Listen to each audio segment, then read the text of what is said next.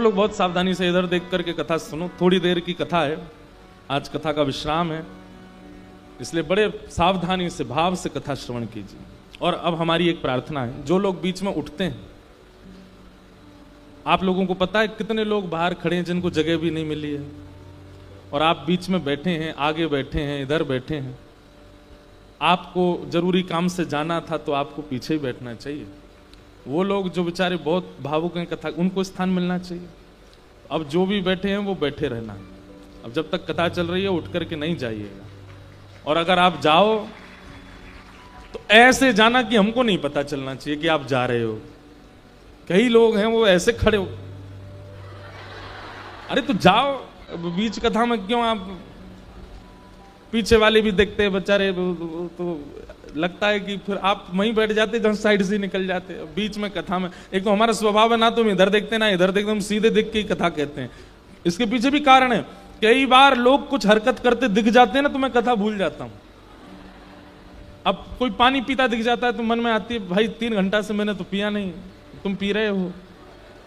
कई लोग हैं वो कुछ करते दिख जाते, तो इसलिए मैं सामने देखता रहता हूँ। ज्यादा लोग कुछ करते रहते तो मैं ऊपर देखता हूँ, कथा मेरी उसमें विघ्न ना हो। इसलिए जो लोग बीच में उठने का मन बनाते हैं वो एक बार बाहर, हमको तो देखा नहीं जाता, दया आती है, देखो यहाँ कितने लोग खड़े बाहर, उनको स्थान ही नहीं मिला है। तो इसलिए आप लोग अपने स्थान की गरिमा रखो, बैठे रहो, कथा सुनो। भगवान अब गृहस्थाश्रम में प्रवेश कर गए।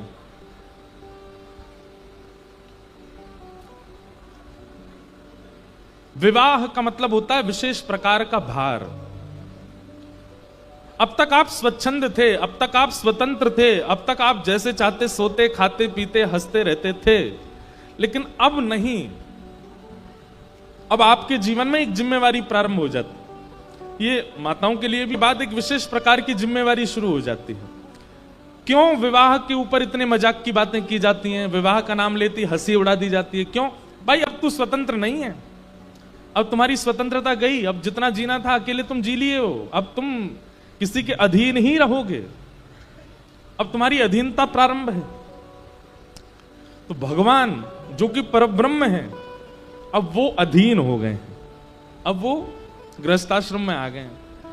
लेकिन श्री रुक्मणी जी का स्वभाव ऐसा है कि ठाकुर जी को अधीनता का अनुभव ही नहीं होता। इसलिए श्रीमद् भागवत जी में प्रणय कलह का प्रसंग आता है। प्रणय कलह का मतलब क्या है? बहुत दिन हो गए शादी को, ठाकुर जी बोले यार ये हमसे लड़ती नहीं है, ये हमसे कभी कुछ कहती नहीं है, हम रात को विलंब से आते हैं, इसको कभी संकोच ही नहीं होता, हम इनके द्वारा बनी गई सामग्री की प्रशंसा नहीं करते, ये हमसे कभी लड़ती नहीं है। ठाकुर जी बोले आनंद नहीं आ रहा है, ऐसा कुछ हो कि लड़ाई हो। इसलिए प्रणय कलह का प्रसंग है भागवत जी में। भैया ने यहां भीतर वाले तो मत बोलो, धीमे। तो क्या बता रहा था मैं? हाँ, प्रणय कलह। एक दिन ठाकुर जी मन में सोच के आए, आज हम लड़ेंगे रुक्मणी से। लड़ती नहीं है कभी भी। रुक्मणी जी कई बार पीली पोशाक निकाल के रखती हैं कि स्नान के बाद आप पीले वस्त्र पहनना। तो ठाकुर जी देखते हैं तो फिर सोचते हैं लड़ेगी अगर मैं नीले पहनूं तो नीले पहन लेते हैं। लेकिन रुक्मणी जी कुछ नहीं, अरे आप तो बहुत सुंदर लग रहे हैं, मैंने तो पीले निकाले लेकिन आप नीले में और ज्यादा अच्छे लग रहे हैं। ठाकुर जी बोले ये भी कोई बात है, हमने तो इसलिए पहने कि हमसे लड़े, ये लड़ती नहीं है। रुक्मणी जी पूछती हैं आज प्रसाद में क्या पाएंगे आप? तो ठाकुर जी बोलते हैं आज हम ये पाएंगे, ये पाएंगे, ये पाएंगे, बनाओ। अब इच्छा तो वही पाने की है, लेकिन ठाकुर जी के सामने जैसे थाली आती है तो ठाकुर जी कहते हैं नहीं ये पाने की इच्छा नहीं, कुछ और लेके आओ। तो रुक्मणी जी वो लेके आ जाती हैं, तो वो भी मना, नहीं ये भी नहीं, कुछ और लेके आओ, केवल इसलिए कि लड़े हमसे। लेकिन रुक्मणी जी ऐसे स्वभाव की हैं, वो लड़ती ही नहीं है ठाकुर जी से। कभी कभी ठाकुर जी की इच्छा होती है हम इनके चरण वंदन कर लें, ये बिल्कुल नहीं लड़ती हमसे। तो वस्त्रों में विपरीतता करके देख ली, भोजन में विपरीतता करके देख ली, कई बार कोई भाव रखा जाता पारिवारिक, उसमें रुक्मणी जी कहती ऐसा करना चाहिए, तो ठाकुर जी कटाक्ष करते, नहीं नहीं आप क्या जानती हो, आपका विषय नहीं है, हम बता रहे हैं ऐसा होना नहीं, आप तो स्वामी हैं, आप जो कहेंगे वो स्वीकार है। ठाकुर जी कहते हैं भाई ये कैसी देवी आ गई हमारे घर, लड़ती नहीं है। आज ठाकुर जी मन में सोच के गए, अगर आज हमने इससे लड़ाई नहीं करी तो हमारा नाम भी कृष्ण नहीं, आज हम लड़ेंगे। और ठाकुर जी कक्ष में गए और जाकर के झूला पर जैसे ही बैठे, रुक्मणी जी पंखा जल रही थी और ठाकुर जी ऐसा प्रसंग छेड़ते हैं जिससे रुक्मणी जी के हृदय में थोड़ी सी वेदना हो। ठाकुर जी कहते हैं, तुमने हमसे ब्याह क्यों किया? आपका हमसे ब्याह करने का कारण क्या है? रुक्मणी जी बोले, बहुत जल्दी नहीं पूछ रहे हैं आप? आपके पुत्र का भी जन्म हो गया, पुत्र का ब्याह भी हो गया, पुत्र का पुत्र भी हो गया, उसका भी ब्याह हो गया, अब पूछ रहे हो आप? नाती का भी ब्याह हो चुका है आपके, और आज आप हमसे पूछ रहे हो कि हमने ब्याह क्यों किया? बहुत जल्दी नहीं पूछ लिया? ठाकुर जी ने नहीं, हमें बताइए आपने हमसे ब्याह क्यों किया? अब रुक्मणी जी कुछ बोले नहीं, वो तो खड़ी खड़ी, वो तो जानती हैं कि इनके मन में क्या चल रहा है, ये लड़ना चाहते हैं, हमको लड़ना नहीं है इनसे। ठाकुर जी बोले, अच्छा मैं बताऊं तुमने हमसे ब्याह क्यों किया? बोले बताइए। बोले, क्योंकि तुमने संतों से मेरे बारे में बहुत प्रशंसा सुनी, तुमने पत्र में भी लिखा था ना, श्रुत्वा गुणान भुवन सुंदर शृण्वताम ते, आपके बड़े गुणानवाद मैंने सुने हैं। तुम संतों की बातों में आ गए, जिनके खुद के घर का ठिकाना नहीं, जिनका खुद का गृहस्थाश्रम नहीं, जिनको अपने पेट पूजा के अलावा दूसरों की कोई चिंता नहीं, ऐसे संतों की बातों में आके तुमने हमसे ब्याह कर लिया। आप कहोगी हमने तो इसलिए ब्याह कर लिया कि आप सुंदर हैं। काय बात की सुंदर? हमारे शत्रुओं कभी हमारा नाम सुना है? कालिया कह के बुलाते हैं हमको, कालिया कहते हैं, श्याम कहते हैं, हमारा नाम ही कृष्ण रख दिया गर्गाचार्य जी ने। कृष्ण का मतलब काला। काय मत की सुंदरता? अरे भाई, कई बार घर का बालक इतना सुंदर नहीं होता, पर बड़े लोगों को वो बहुत अच्छा लगता है। अरे मेरो राज दुलारो कितना बढ़िया लग रहा है, कैसा भी हो, लेकिन घर के बड़े लोगों को अच्छा ही लगता है। तो कई बार घर के बड़े लोगों को भी अच्छा लगता है। ऐसी तुमने जबरदस्ती, एक प्रकार से हमको कभी कभी ऐसा लगता है तुमने हम पे कृपा की है कि चलो ये तो सुंदर नहीं, हम सुंदर इनके पास चली जाएं तो जीवन भर ये तो रहेगा, पत्नी तो सुंदर है। रुक्मणी जी मंद मंद मुस्कुरा रही, क्योंकि इन बातों का कोई तत्व नहीं है। रुक्मणी जी जानती हैं आप सुंदर, त्रिभुवन कमनम तमाल वर्णम। अरे आपने अपना वर्ण श्याम करके पृथ्वी पर कृपा की है। कहीं आप गौर वर्ण के हो गए होते तो आदमी देख करके प्राण त्याग देता आपको, इतने सुंदर लगते आप श्याम वर्ण के बन के इसलिए आए हो ताकि संसार के लोग आपकी सुंदरता को सह सकें। रुक्मणी जी इसलिए हंस रही हैं। ठाकुर जी ने अनेक बातें की और अंत में ठाकुर जी क्या कहते हैं? रुक्मणी सुनो, हमने सुना था कि तुम्हारी सगाई हो चुकी थी पहले। अब रुक्मणी जी थोड़ी सी सहम गई। तुम्हारी सगाई तुम्हारे भाई ने शिशुपाल से की थी ना?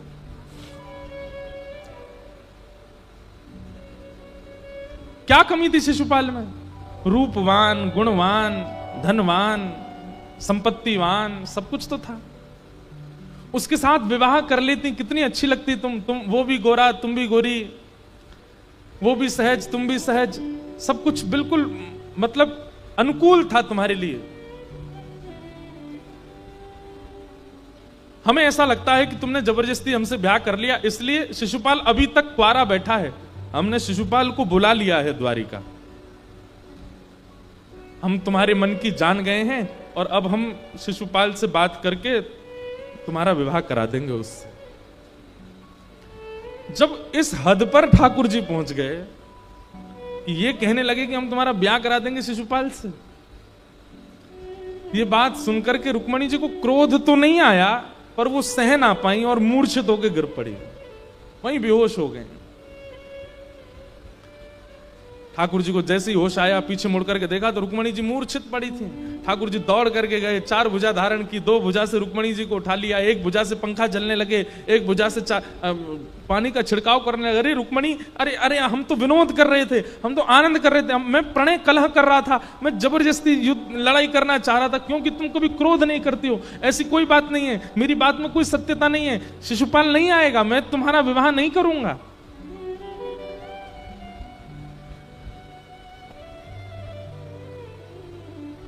रुक्मणी जी को होश आया, और जब रुक्मणी जी को होश आया, ठाकुर जी ने रुक्मणी जी के नेत्रों में देखा तो अश्रु प्रवाह, और हाथ पकड़ लिया ठाकुर जी का, और हाथ पकड़ के रुक्मणी जी कहती हैं, स्वामी आप कुछ भी कहिए, मुझे सब स्वीकार है, लेकिन आप अपने से कभी दूर जाने की चर्चा भी मत कीजिएगा मुझसे। जो स्थिति ब्रजवासियों की हुई, जो स्थिति ब्रज की गोपियों की हुई, जो स्थिति किशोरी जी की और सब ब्रज वनिताओं की हुई है, उस स्थिति को हम सहन नहीं कर पाएंगे। आपसे कृपा करके निवेदन है, जीवन भर आप चाहे जो कह लीजिएगा, लेकिन मैं आपसे दूर हो जाऊं, ये बात आप कभी मत कहिएगा। क्योंकि क्रोध तो मुझे नहीं आएगा, लेकिन आज तो मूर्छा हुई है, कल को अगर ये बात कही तो प्राण चले जाएंगे। आप बस ये चर्चा मत करना।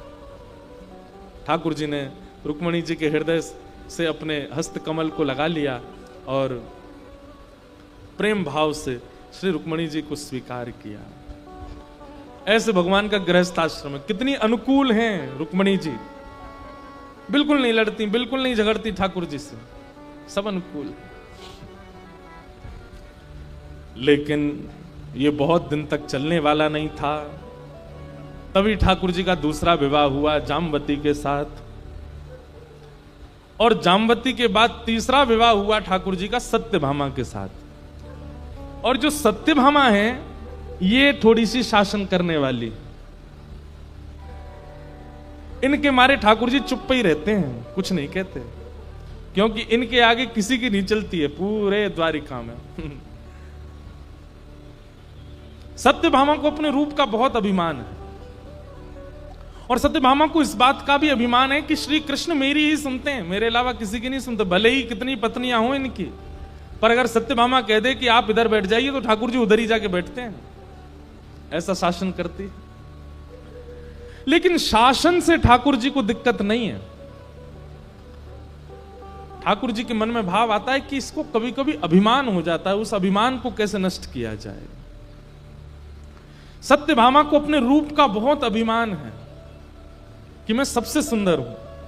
लेकिन एक बात बताएं बंधुओं, चाहे भाई लोग हों, चाहे हमारी बहनें हों, सुंदरता मुख पे नहीं होती, सुंदरता त्वचा पे नहीं होती, सुंदरता आंखों में नहीं होती, सुंदरता नाक में, होठों पर या बालों में नहीं होती, सुंदरता स्वभाव में होती है।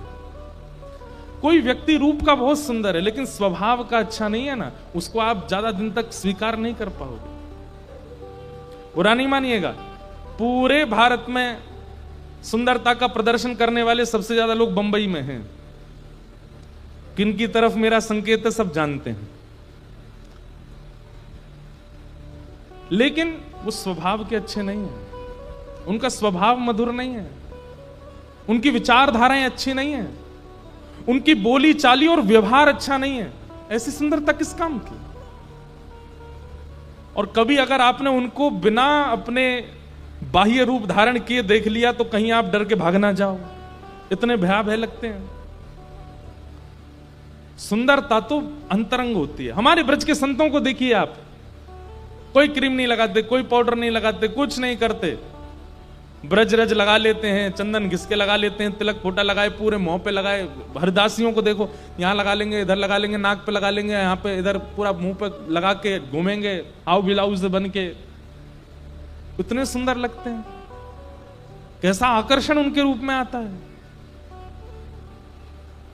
हमारे पूज्य श्री रमन रीति वाले महाराज जी, वो जब त्रिपुंड लगा करके निकलते हैं, सफेद दाढ़ी, उनका रूप देख करके ऐसा लगता है मानो जैसे कोटि कोटि चंद्रमा वार दें इन पे।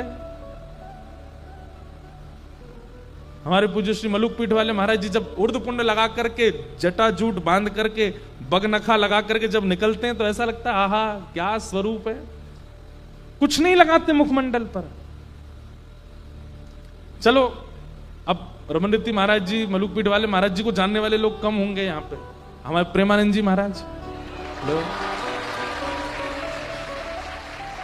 ललाट पर 12 अंगुल का चंदन लगाते हैं। शास्त्रीय नियम है 12 अंगुल, 12 उंगली का चंदन होना चाहिए माथे पर।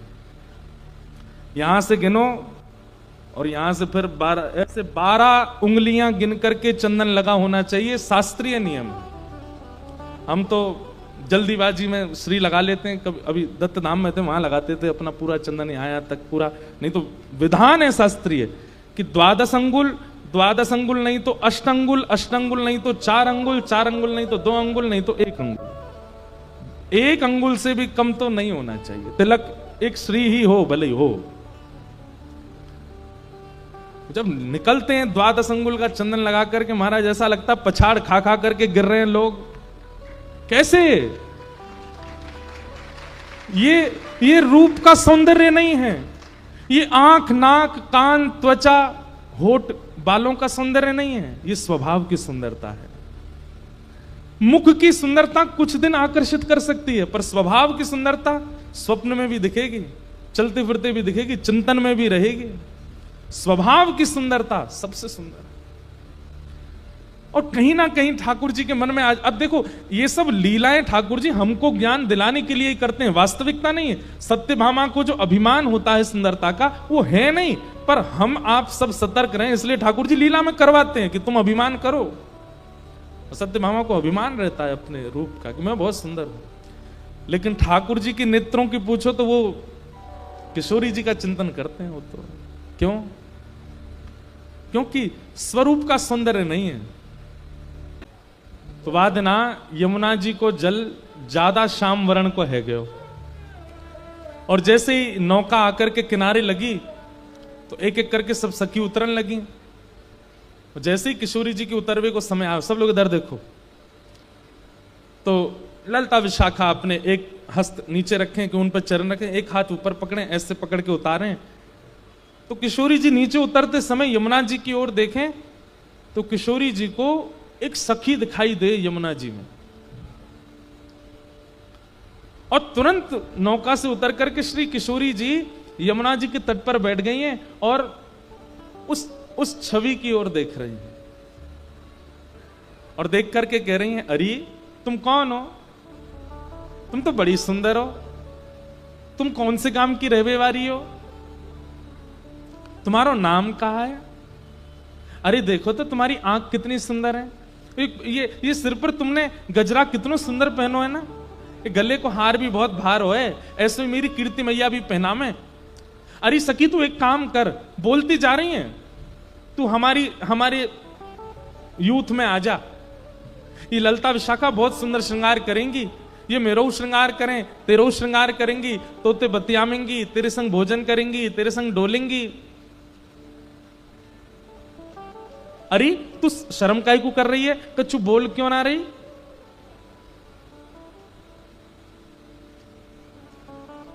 रूठ के बैठ गई। अच्छा तू हमसे बात ना करेगी, चल मैं तो ते रूठ नहीं हूं अब। अरे तू जाने ना है मुझे, इस सबरी मुझसे बात करवे को बैठी रहे, और तू मैं तो ते बात कर रही हूं, तू मुझसे बात ना कर रही।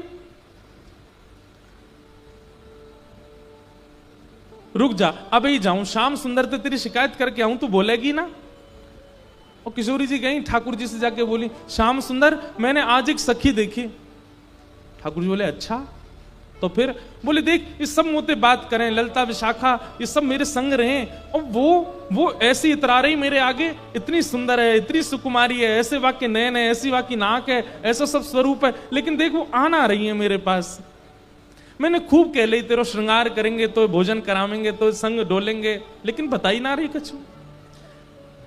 ठाकुर जी बोले ऐसी कौन सी आ गई जो आपके बोलवे पे बोल नहीं रही है? अरे किशोरी जी आप तो तोतांत बात करने लगो तो उनके भी स्वर प्रकट है जाएं, आप तो मैनांत बात करने लगो तो उनके भी शब्द प्रकट है जाएं, अरे आप वृक्षन पे हाथ धर दो तो वृक्ष भी चैतन्य है जाएं। ऐसी कौन सी आ गई जो आपसे बात ना कर रही? लेके चलो मुझे। ठाकुर जी लेके गई, देखो वो रही। ठाकुर जी बोले कहां है? अरे ये दिखना रही तुम्हें? ठाकुर जी हंस करके प्रेमाश्रु नेत्रों में भर लाते हैं और किशोरी जी के चरणों में प्रणाम करके कहते हैं आप कितनी भोरी हो, ये आप ही तो हो, आप अपने प्रतिबिंब से ही तो बात कर रही हो, ये कोई और सखी नहीं है श्री जी, ये आपको ही प्रतिबिंब है, आप स्वयं को ही सुंदर कह रही हो, स्वयं की नासिका पे रीझ रही हो, स्वयं की आंखन पे रीझ रही हो, स्वयं के श्रृंगार को ही वर्णन कर रही हो। श्री जी तो ऐसे संकोच में आई, भाज गई माते, अरे मुझे तो पता ही नहीं जी मैं हूं, इतनी बोली है, इतनी सीधी है, ये सुंदरता है। मुख की सुंदरता नहीं, श्रृंगार की सुंदरता नहीं, स्वभाव की सुंदरता। अगर आपके मुख से एक बार श्री राधा निकलता है, एक बार श्री कृष्ण निकलता है और उनके गुणों से आप युक्त नहीं हो, तो आपको नाम लेने का अधिकार नहीं है। ये ऐसे ऐसे आचार्यों की वाणियों को पढ़ा कीजिए और उनके तरह अपने अंदर गुण लाना प्रारंभ कीजिए, वो स्वभाव युक्त कीजिए। भगवान की जो तृतीय पत्नी है सत्यभामा, उनको थोड़ा अभिमान है। ठाकुर जी बोले सत्यभामा को अभिमान दूर करवे के काजे कछु तो करना पड़ेगा। और स्वयं ठाकुर जी क्यों नहीं कर रहे? डरते हैं, इनसे क्या कहेंगे हम। और मान का हनन जो करे उन्हीं का नाम है हनुमान। जो मान का हनन करे, हनुमान शब्द का अर्थ ही है ये, जिनकी सन्निधि में जाकर के अगर मान का हनन ना होता हो वो हनुमान नहीं। ठाकुर जी ने स्मरण किया, हनुमान जी महाराज जल्दी पधारो। हनुमान जी महाराज द्वारिका आए। ठाकुर जी ने जाकर के, इधर देखो इधर देखो, ठाकुर जी ने जाकर के अपनी सब पटरानियों को बुलाया और पटरानियों से कहा भैया देखो आज हमारे यहां एक अतिथि आ रहे हैं। सब पटरानी बोली कौन आ रहे हैं? बोले साक्षात श्री अनंत बलवंत हनुमान जी महाराज। हनुमान जी का नाम सुनते सब प्रसन्न हो, बोले ये तो त्रेता युग में आपके राम अवतार में थे, द्वापर में भी बोले वो तो चिरंजीवी हैं, चारों युग प्रताप तुम्हारा, चारों युगों में रहते हैं। बोले हमारी इच्छा है कि एक बार हम, ये भागवत जी की कथा नहीं है, ये अन्य भावों से कथा आती है। तो भगवान ने हनुमान बोले हमने हनुमान जी को बुलाया है कि आओ हमारी द्वारिका में दर्शन कर जाओ। तो रुक्मणी आदि बोली हम पकवान बनाए, हम लड्डू बनाए, हमने सुनी उनको प्रसाद का बड़ा अभ्यास है।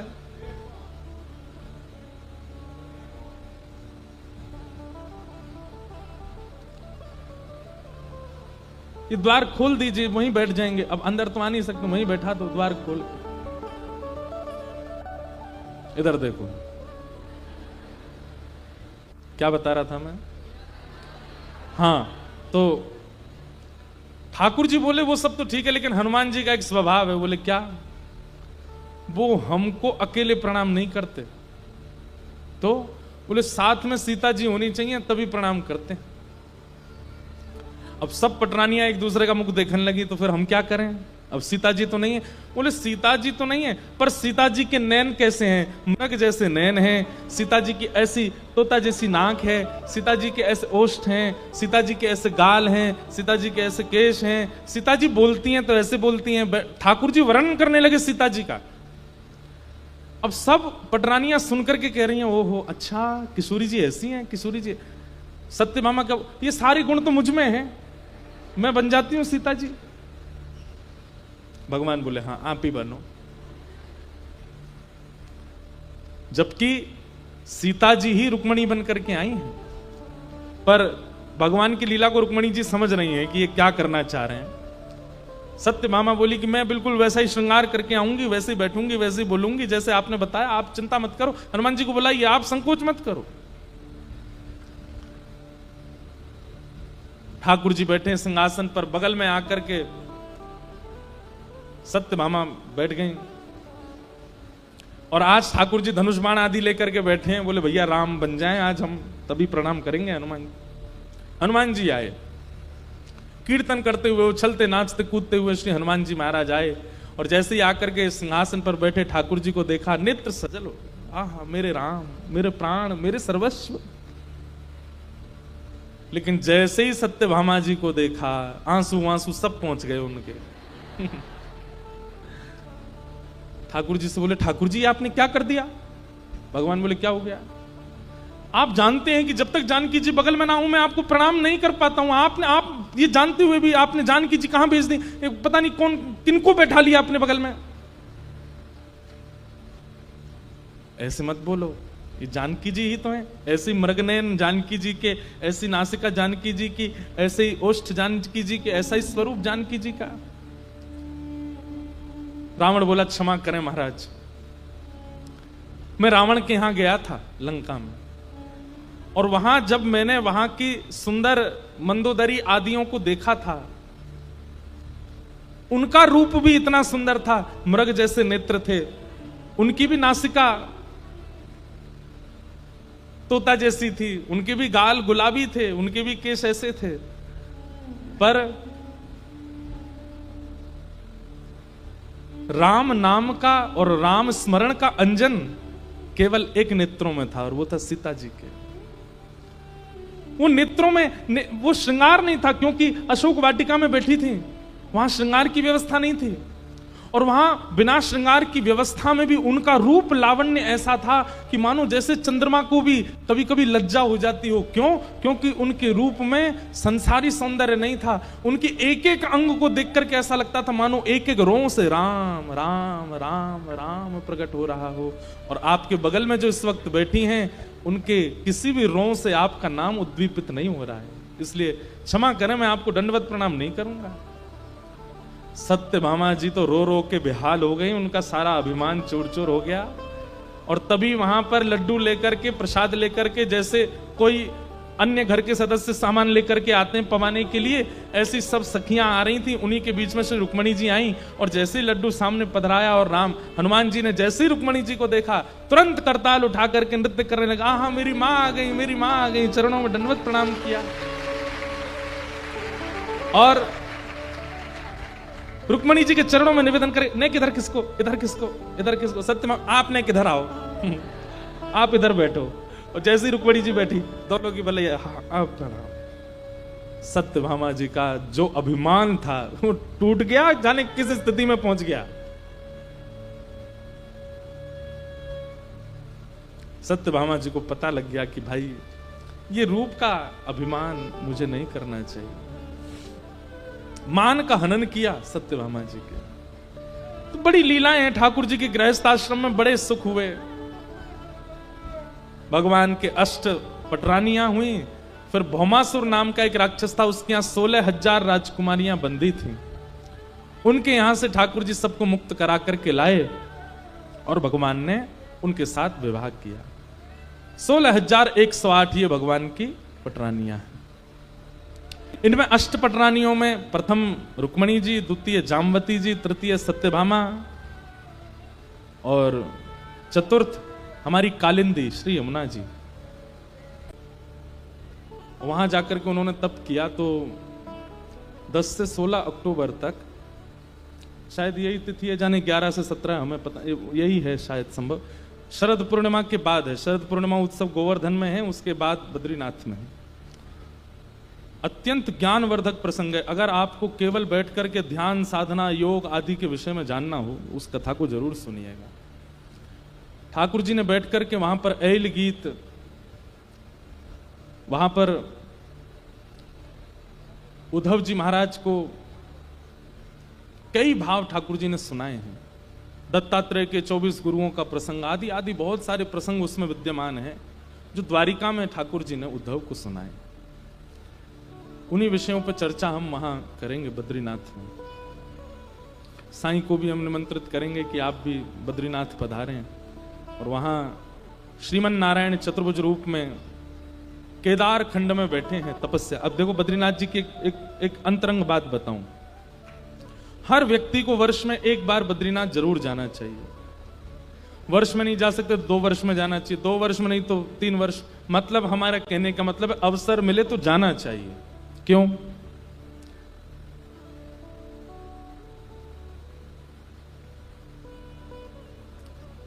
सतयुग त्रेता द्वापर में आप कथा सुनते हैं कि किसी भी व्यक्ति को बिना तपस्या के कोई फल नहीं मिलता, लेकिन कलयुग में व्यक्ति कोई तपस्या करता ही नहीं है। फिर कलयुग में फल कैसे मिल जाता है? जब हम तपस्या कर ही नहीं रहे तो हमको फल की प्राप्ति हो कैसे जाती? कर्म तो हम करते हैं, लेकिन फल कैसे मिल जाता है?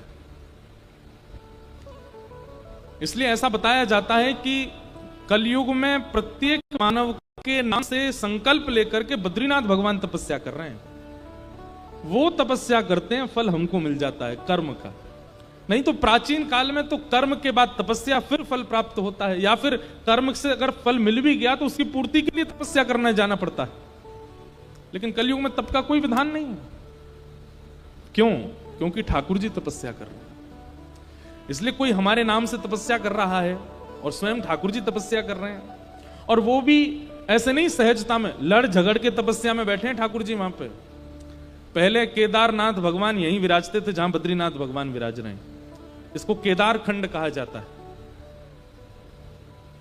और ये 6 महीने के लिए देवताओं का भ्रमण स्थल है, यहां देवता भ्रमण करने आते हैं। तो ठाकुर जी ने मन बनाया तो शंकर जी के पास जाकर के कहा कि हिमालय में हमको थोड़ी सी जगह दे दो, हम तप करना चाहते हैं। महादेव बोले क्षमा कर दें भगवान, मैं अपने स्वामी को तप की अवस्था में देख नहीं सकता, कोई जगह नहीं मिलेगी आपको, आप तपस्या करो, मैं देख ही नहीं पाऊंगा। आप हमें बताओ कितने दिन की तपस्या करनी, हम करेंगे आपके नाम से। ठाकुर जी बोले नहीं नहीं महादेव जी आप समझिए, हमको तपस्या करनी है। महादेव बोले बिल्कुल एक टूक जमीन नहीं मिलेगी पूरे हिमालय पर, आप तप नहीं करोगे, आपको क्या जरूरत है तपस्या की, आप परब्रह्म परमात्मा। भगवान बोले राजी राजी मानेंगे नहीं। तो फिर दूसरी लीला की, तो ठाकुर जी एक छोटे से बालक बन गए और वहीं बद्रीनाथ भगवान के नीचे तप्त कुंड है, तप्त कुंड के पास में एक छोटे बालक बनकर के रुदन करने लगे। यहां महादेव और पार्वती जी रोज तप्त कुंड में स्नान करने के लिए जाते। जैसे ही आप स्नान करने के लिए गए तो महादेव ने देखा एक नन्हा सा बालक रो रहा है। पार्वती जी अरे कोई देवता अपना बालक छोड़ गया है, देखो कितना सुंदर बालक, कितने सुंदर इसका मुखमंडल, कितने सुंदर हस्तकमल। महादेव बोले देवी हमको कोई माया लग रही है, इसको छूना नहीं। पार्वती जी बोली आपको तो सब जगह माया लगती है, अरे छोटा सा बालक, इतनी सर्दी है बाहर, माइनस में टेम्परेचर, बर्फ गिरती है बद्रीनाथ में। तो बोले इसको हम लेके जाए, और लेकर के गई, और जहां बद्रीनाथ भगवान अभी विराजमान है, यहां महादेव विराजते थे, यहीं पर ले जाकर के उस बालक को पढ़ा दिया। और खेलने के लिए थोड़ी देर बालक जब तक स्नान करें तब तक खेलता रहे। तो गेंद के जैसी आकृति के होते हैं बेर, बेर को ही बदरी कहते हैं, उस बालक को पकड़ा दिए और वो बालक बेरों से थोड़ी देर खेलने लगा। महादेव बोले चलो हम जल्दी स्नान करके आते हैं, पर महादेव को कहीं ना कहीं संशय हो गया था कि ये कोई माया है। स्नान करके तप्त कुंड में जैसे ही वापस लौट करके आए तो मंदिर का मुख्य द्वार बंद भीतर से, और जैसे ही खोलने का प्रयास किया नहीं खुले। महादेव बोले ये बालक तो बंद कर नहीं सकता, छोटा सा बालक है, ये किसने बंद किया भीतर से। रोष में भर करके महादेव ने जैसे ही अपने त्रिनेत्र को खोला तो दरवाजा खुला और वही बालक शंख चक्र गदा पद्म धारण चतुर्भुज रूप धारण करके तपस्या की मुद्रा में बैठे। वहां पर चतुर्भुज हैं ठाकुर जी, लेकिन शंख चक्र नहीं है, ऊपर से श्रृंगार में धराते हैं ठाकुर जी। वहां तपस्या की जटाएं बना ली ठाकुर जी ने, और तपस्या में भी कैसे बैठे हैं। कभी आप बद्रीनाथ में ब्रह्म मुहूर्त में दर्शन करने जाओगे तब श्रृंगार हटाया जाता है ठाकुर जी का। तो तप का मतलब होता है अपने शरीर को अव्यवस्थित करके भगवान नाम जपना, उसको तप कहते हैं। हम तो फिर भी अपने 2 पैरों को व्यवस्थित करके बैठे हैं, पर बद्रीनाथ भगवान जो है वो ऐसे तिरछे बैठे हैं, थोड़ा एक तरफ की ओर झुके हुए बैठे, इतनी घनघोर तपस्या।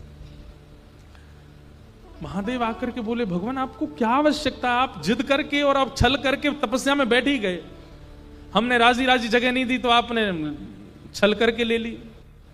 तो महादेव को ठाकुर जी कहते हैं कलिकाल में लोग तप नहीं करेंगे, कलकाल में लोग इतने ज्यादा विषय भोग विलासी होंगे कि उनको वो कर्म करना ही उनको बहुत भारी पड़ जाएगा, और फल कैसे मिलेगा उनको, और बिना तपस्या के फल की प्राप्ति होती नहीं है।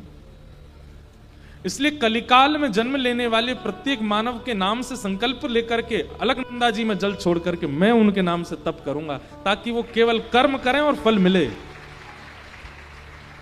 हम इसलिए कह रहे हैं कि भाई हमने तो कुछ किया नहीं लेकिन फिर भी हमको मिल रहा है, तो जिसकी कृपा से मिल रहा है उसको एक बार प्रणाम करने वर्ष में जाना चाहिए, उनको वंदन करना चाहिए। तो अक्टूबर में है वहां कृष्ण उद्धव संवाद, वो बड़ा आनंद आता है। श्रीमद् भागवत जी की जन्मस्थली है बद्रीनाथ, वहीं लिखे गए, अद्भुत स्थान। ये बात हमको इसलिए याद आ गई क्योंकि अब आगे कृष्ण उद्धव संवाद प्रारंभ होगा, उसको हम यहाँ बोल तो सकते नहीं क्योंकि बहुत विस्तृत है, इसलिए हमने संकेत किया कि अक्टूबर में वहां कथा में आप आ सकते हो, वहां सुनिएगा। तो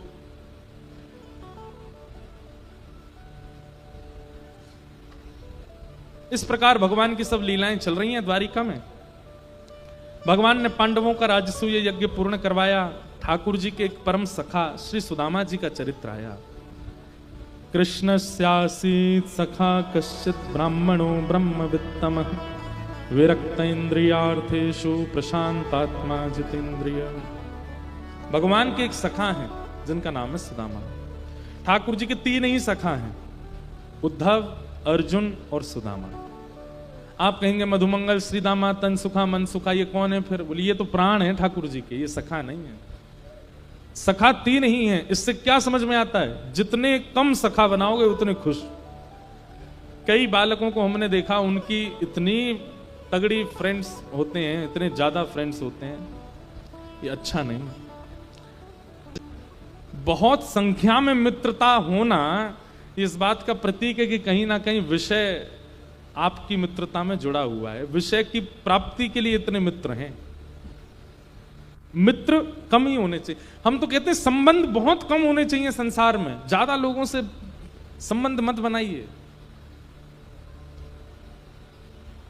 जितने ज्यादा आप संबंध व्यवस्थित करते हो, जितने ज्यादा आपके कॉन्टेक्ट्स होंगे, उतने टेंशन में रहोगे आप। जिसका फोन सबसे ज्यादा बजता है, बार बार आता है, वो बहुत टेंशन में रहता है। जिसके फोन 2-4 कॉल आते दिन में बहुत प्रसन्न रहता है वो। ठाकुर जी के 3 ही सखा हैं, इसलिए सखा ज्यादा नहीं। और सखा किसको कहते हैं? सह खादती सह खेलती, जो संगई खावे, संगई खेले, संगई रहे, संगई सोवे, हर क्रिया में आपके संग रहे। आप धनवान हो तो भी संग है, आपके पास कुछ नहीं हो तो भी संग है, कभी आपका संग ना छोड़ता हो, उसको सखा कहते हैं। भगवान ने 3 ही सखा बनाए।